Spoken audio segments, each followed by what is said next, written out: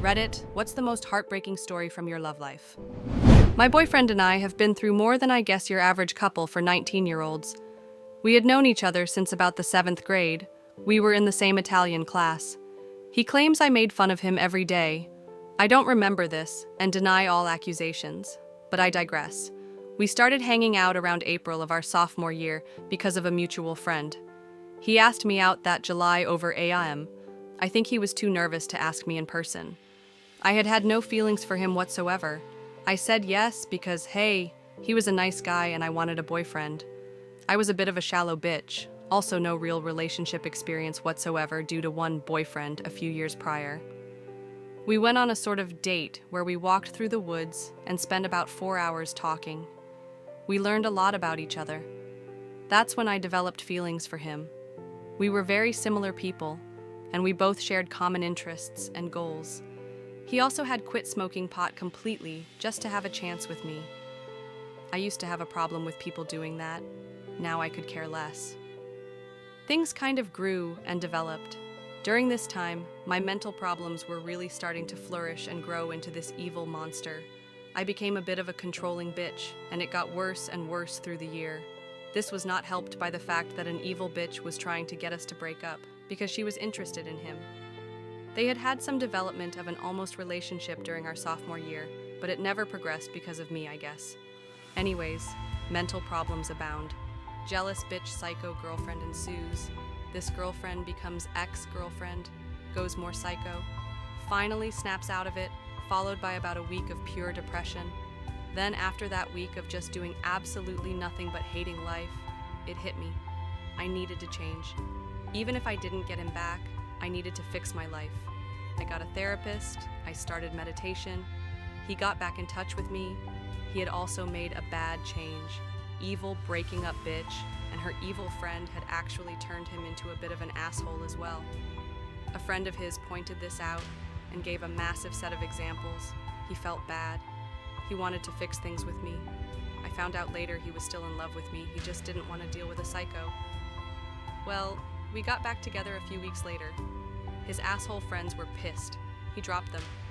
So, yada yada, life goes on. My mental problems have gotten worse and worse, and I've finally started on medications that are helping me. And through all of this, we have not had any problems. As a matter of fact, he has been nothing but patient. He's talked me down from suicide multiple times. He has this amazing talent of taking me from a mental breakdown where the world spins and my mind is screaming, to me, laughing hysterically. He says he'll never leave. After 2 years since that last breakup, and after everything I put him through, I completely believe him. He's been nothing but amazing to me. I really can't imagine my life without him, and he's the best person I've ever known. My best friend in every way. When I started high school, I went from one private school to another across town. I didn't know anyone, and was pretty alone, didn't have any friends, and I wasn't making any fast. Anyhow, I walked into my homeroom class and saw this absolutely stunning girl across the room. She had this auburn hair that was impossible not to admire. The teacher started assigning seats, and sure enough, he puts her right next to me. I was such an awkward kid, I had no hope that I would ever say more than a word to her. Homeroom was a 15-minute period of announcements and socializing, though. It took her all of 30 seconds to introduce herself to me. Every day, I would look forward to that 15-minute period in which all I would do is sit and talk to this bright-eyed beauty. She was my first real crush, I'd say, and it became pretty apparent that the feeling was mutual. Most days she would grab my hand as soon as I sat down and write some sort of flirty nonsense on it. I loved every second of it.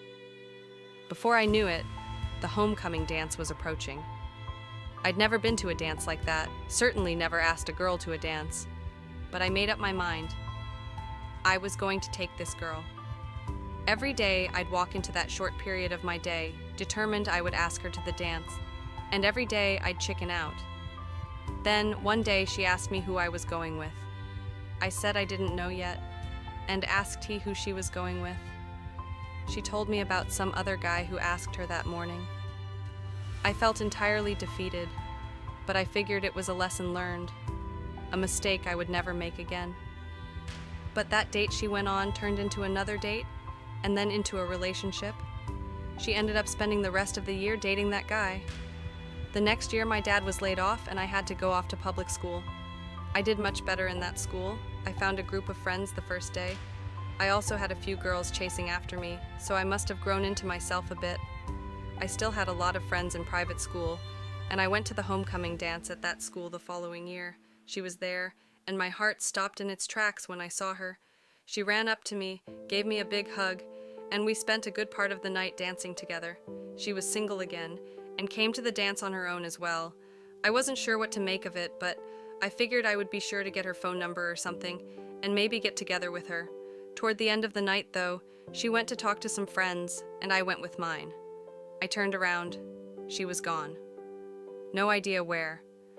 A few weeks later, a friend of mine told me that she'd asked about me.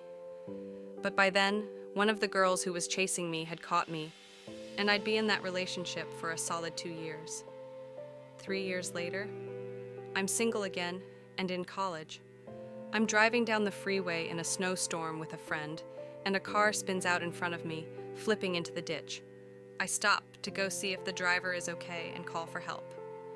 As I walk up to the car, I see that bright auburn hair that stopped my heart 4 years earlier, draped over the steering wheel. Sure enough, it was her. I know that since this is a heartbreaking thread, you've probably got an idea of where this is going, but don't worry, you're wrong. She came to as soon as I walked up, and it turned out she wasn't hurt too bad. She had a concussion and a few bumps and bruises, but altogether not in bad shape. I helped her out of her car, and she came and sat with me in mine while we waited for the cops' ambulance to come. We talked a little bit. She was in a bit of a daze. Then the ambulance showed up, whisked her away, and before I knew it, I was standing in the snow by myself, then telling a state trooper what happened. I didn't see her for another 2 years. The next time, it was in a grocery store. I saw her and immediately noticed a gigantic diamond on her finger. For whatever reason, I didn't say anything to her that time. We'd run into each other maybe 4 or 5 years later, both of us with babies in our arms. Nothing ever happened between us, and I know it's not as bad as it could be. It's more of a story of what felt like fate constantly pushing two people together and nature, circumstance pushing them apart. And while I don't regret where my life has gone, I'll always wonder what would have happened if I would have mustered up the courage to ask her to that dance. Here's a summary of one. Happened when I was 21. I wrote it as a short story years back. TLDR. Young and in love, so much love. English summer. A whole summer gives new meaning to life. You had few months of perfect, until the day he had to leave. I love you too, you cry. He drives away to the airport, and you know you'll see him again. It's autumn, and the flamingos fly to another county too, 3,500 miles away, but you talk every day. You miss him so much, it's pathetic. Every evening you leave the light on. What if he comes? What if he'll knock at the door? What if... Winter's not too bad, and he begs, you have to come and see me. You trust him, and you say fuck it, why not? You buy a plane ticket from the little money you've got, pack your stuff, leave your job, and tell your boss and friends, I'll be back. They're all gobsmacked, but everyone else are the last thing you think about. The airport has new rules, no smoking. In the cafeteria you have a coffee and not one but few cigarettes before the flight. Plane's always late. 5 hours and you're there. Finally embrace him so dearly. You feel you've waited so long for this, and yet you have a month to show him just how much you want to spend the rest of your life with him. He knows it. It's Christmas. It's New Year's Eve with his family. But you feel left out because it's not your family, no matter how much they try to make you feel like home. The month's over. You tried. No, actually you haven't. You didn't know what to do. Neither did he. It's your last night together. And this time he holds you so tight and says, maybe I'm getting old, but I wish I could hold you like this forever. You're silent. Your heart has found home finally.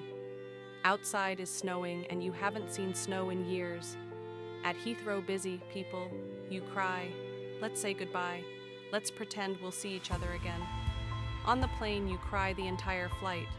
Back in Cyprus, it's warmer, you're broke, you spend the last money on the cheapest cigarettes, have one until someone's picking you up from the new rules non-smoking airport.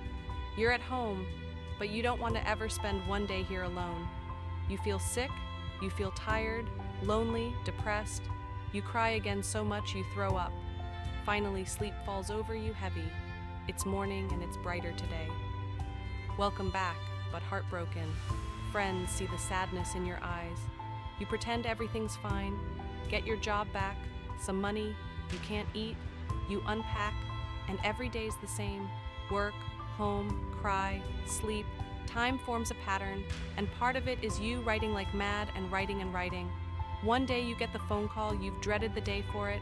At the other end, someone's telling you, I'm giving up, I can't go on like this, it's too painful, I have to give up. You know the reasons, but I love you. Well, it doesn't matter anymore. And it's the day the whole world collapses. Everything inside you turns inside out, upside down. You wish you die, but you're too confused and don't know how to do it, so you give up on that too. You're still sleeping alone in your home. You don't want to go there, but it's where you end up every night. In the dark, the radio plays the same song as every other night, and whatever song it is, it's a love song, and they're all about you two that used to be, but aren't anymore. April, your birthday, presents, friends, everything, everyone. One thing missing, so you dial a number, a voice you love to hear, and maybe for the last time. Stomach butterflies. You talk about small things, and then you forget what you want to say, and fall silent. Just listen. Not words, but a voice. You're happy he's okay. Few tears and you hung up. The best present you got that day, or any other day. So much to miss him, yet somehow keep that special place in your heart for him. We dated for over a year and were each other's best friends. We completely understand each other, and we are still madly in love with each other. But it was best for us to break up because we weren't in the same place. She's 20 and wants to be married and have kids soon, and I'm 21 and wanted to date her for a while and get married and have kids around age 30. It was mutual, and we both knew it was best for us, so we decided on day to break up. On the last day of our relationship, I decided to take her out on one last date night. We spent the entire date thinking back and talking about favorite times together, things we'll miss about each other, how we've affected each other's life in so many good ways. I bought her flowers, took her to a nice romantic restaurant with live music, and went to see The Hobbit, through all of which we held hands. It was one of the most perfect, romantic, happy, and yet heartbreaking date we ever had. At the end of the night, we said our goodbyes as we hugged and kissed passionately for one last time and went our separate ways, never to see each other again. It was the hardest thing I've had to do to this date, but I wouldn't want it to end any other way. It was as perfect as a heartbreak could be. Decided to use throwaway. When I was 14, I fell in love with my best friend Amanda. We were together 24/7. We were adorable. We'd never leave each other's side. A few years pass and we get a call that her mother had overdosed and passed away. We were 16 and my parents let her stay with us.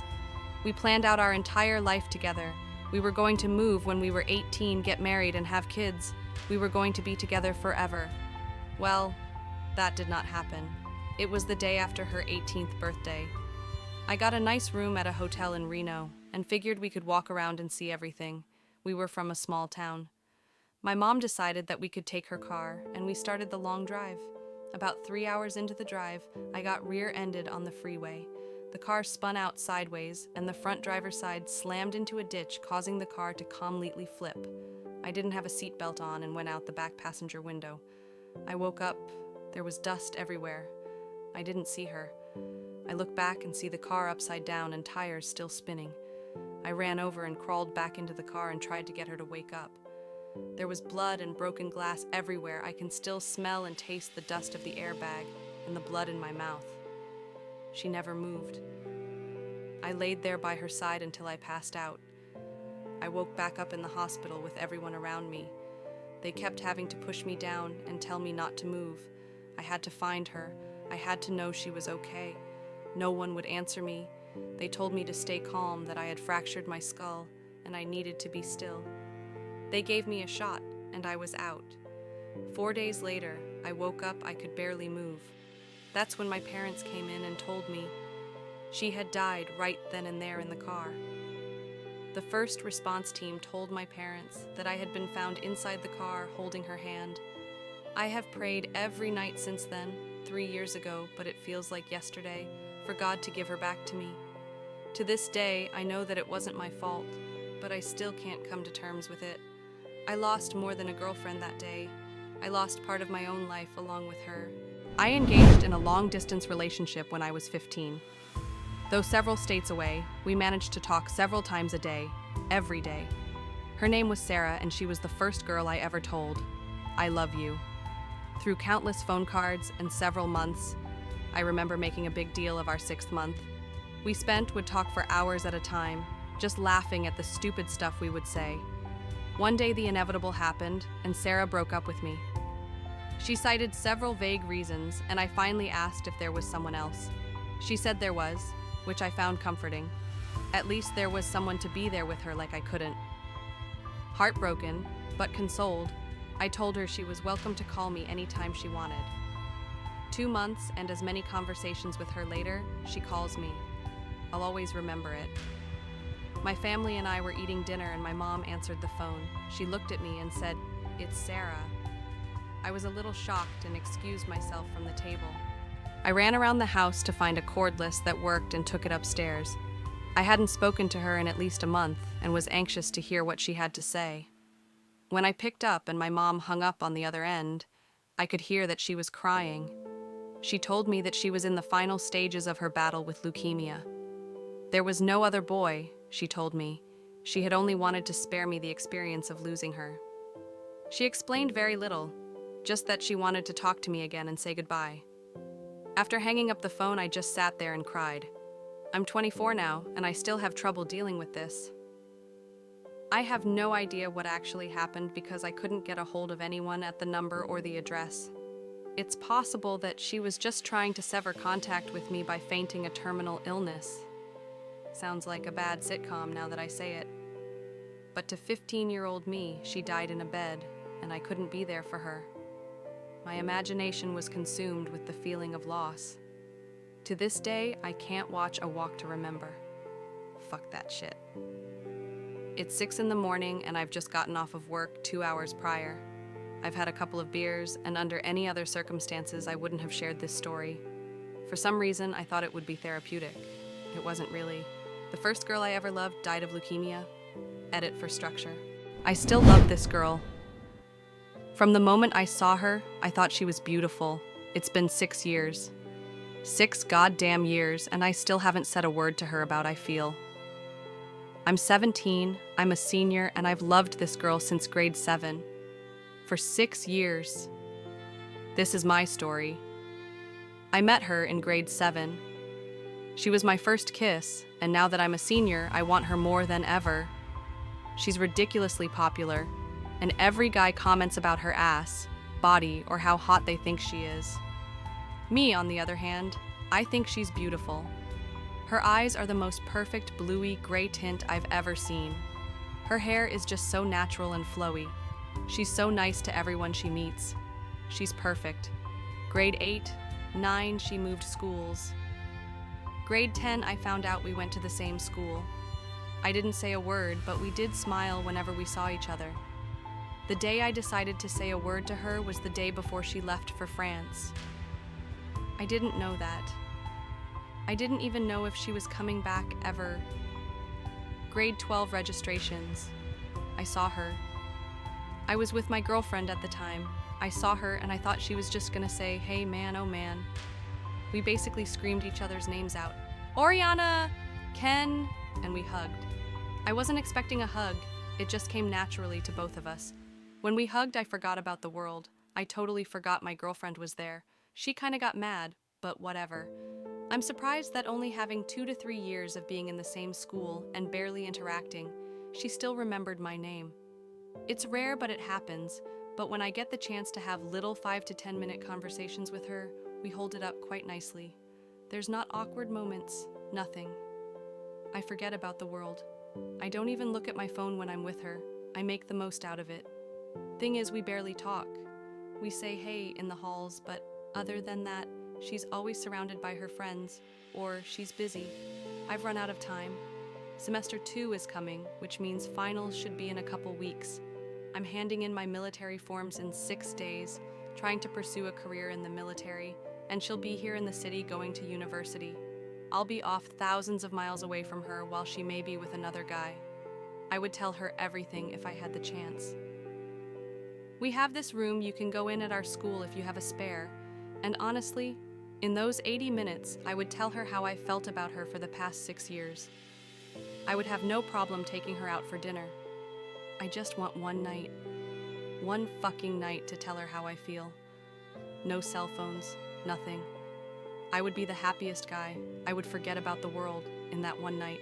She went through what therapists later described as a quarter-life crisis and experienced a psychotic break, tried to kill herself, spent some time in the hospital, went batshit crazy, refused treatment, won't admit she is sick, parents won't help, started exhibiting other manic, BPD behavior, compulsive eating, got all fat.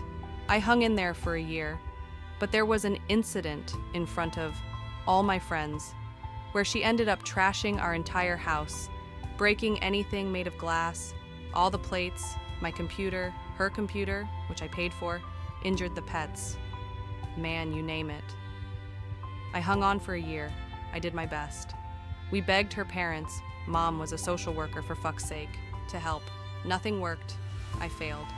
My best friend is out there, broken, sick, unhappy, experiencing the world through a veil of lunacy and dysfunction. Hurts me to think about it. What a waste.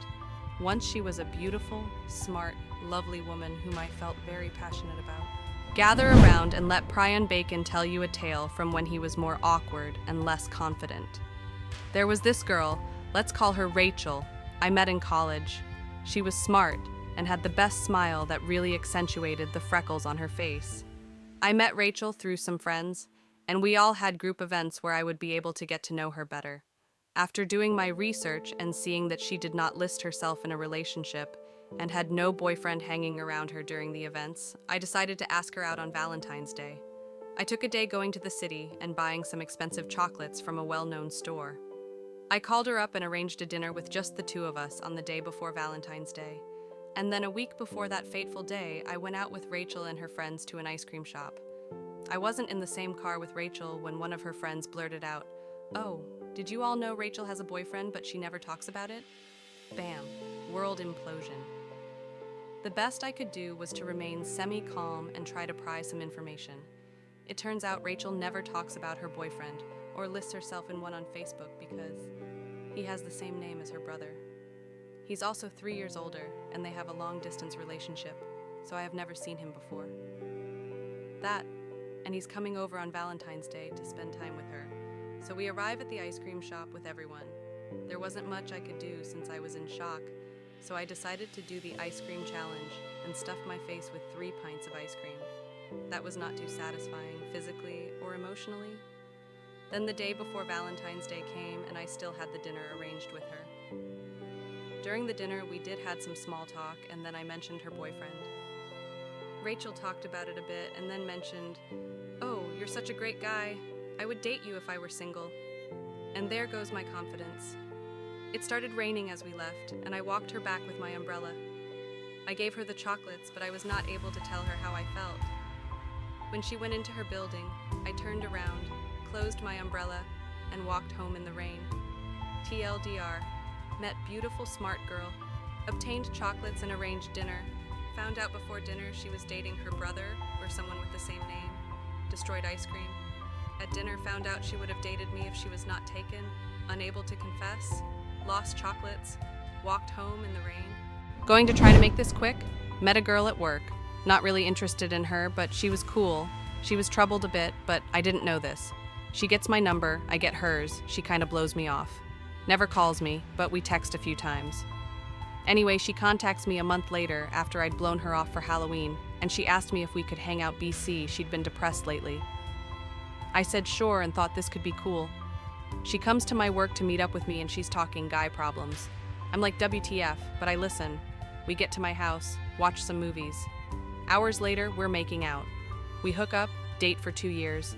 I meet her friends, family, all that. However, along the way, she says she's got this unsettling feeling. Not sure WTF, but WE. I try talking about it, not much explanation. She doesn't even really understand it. So I eventually propose. She doesn't seem that excited. I come home one night, 3 months after our engagement. She and all her shit is fucking gone. Very abridged version. There's so much more detail, but you get the idea. Yeah, that old chestnut. I've already typed this out, so I'm just going to paste it again. My girlfriend and I had been together for 2 years. We lived together for a year, then I got a new job and moved 6 hours away for the second year. That definitely wasn't good for our relationship, and we were fighting a lot towards the end. So, the last day I texted her, Monday, she told me she was going to a sorority event. She was pledging a pre-law sorority. So I said, okay, have fun. Her last response was, thanks. The next day, Tuesday, no response from her when I asked how it went. I thought nothing of it, and even thought maybe they had taken her phone during the pledge process. However, her mom texted me that night and asked if I had heard from her, which didn't sit right with me. The next morning, she didn't show up to work, and that's when I called the police. It was only then that I found out that she didn't come home Monday night as well as Tuesday night. I was at work that day and I couldn't focus at all. I had no idea what had happened to her or where she was. Her phone was dead, and the police couldn't trace it. They could only trace the last cell tower she was near. I felt so helpless being 6 hours away. I was in constant contact with her mom and sister. They were putting up flyers. I was putting up pleas for help on Facebook, Twitter, etc. The next day, I didn't go to work and spent the whole day on the phone with family, friends, police, anyone that I could think of. Everything went through my head. She was kidnapped, she was in a car accident, everything but suicide. Finally, I get a call from her sister Thursday night. They found her in her car 2 towns over in the middle of a field, and she had lit a gas grill in the back of her car and died from carbon monoxide poisoning. I was all alone hearing this news. I called my parents, and they couldn't even understand me. This was the worst night of my life. I flew home the next morning and stayed there until the funeral. Now, the story doesn't end there. As soon as I get home, my dad tells me that he heard from the officer he talked to that my girlfriend was sleeping with someone I thought was my friend. I had no idea what to feel. Sadness, anger, disappointment. I felt like I still couldn't be mad at her. I even called the guy, and I told him that there's nothing I could say to make him feel any worse than he already does. He had a fiancée, and she had already moved out. I think the fact that my girlfriend knew she could never actually be with him was the last straw for her. But here's the worst part. She told him what she was going to do the day before she did it. We got her cell phone back and read through their last messages, and she told him. She didn't say where or when, but he still didn't tell anyone. He basically said, "Nice knowing you." I called him back, and he said he was too drunk to remember. Meanwhile, he had just driven home. I told him to not come to the funeral, because I didn't know what my friends or family would do if they saw him. I haven't heard from him since. That was 13 months ago. I have a great group of friends and family that have been so supportive over the past year. I still talk to her mom weekly, and I still think about her every day. There are still some tough days, but I feel like having a daily routine has helped me get to a better place than I was at. The most heartbreaking story of my love life is the fact that I never had the nerve to act on my instincts until only very recently.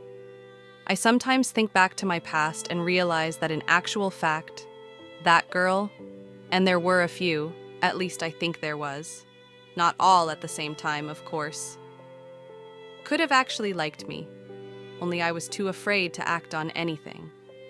Trust me, while it was a painful realization to deal with, I'm kind of grateful in a way because it also prevented me from rushing into a relationship just for the sake of having one.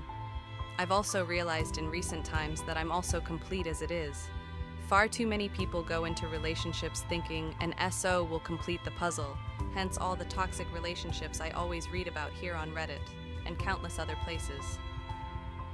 An SO should be an extension to who you are, at least that is what I believe. I still get bogged down every now and again that I'm 26 and never had a relationship, especially considering all the chances in the past I missed because I either wasn't tuned in or was too afraid to act. Still wouldn't change how things have turned out so far. It's made me into who I am, warts and all. I'll get there eventually, but until then, I'll just keep going my way.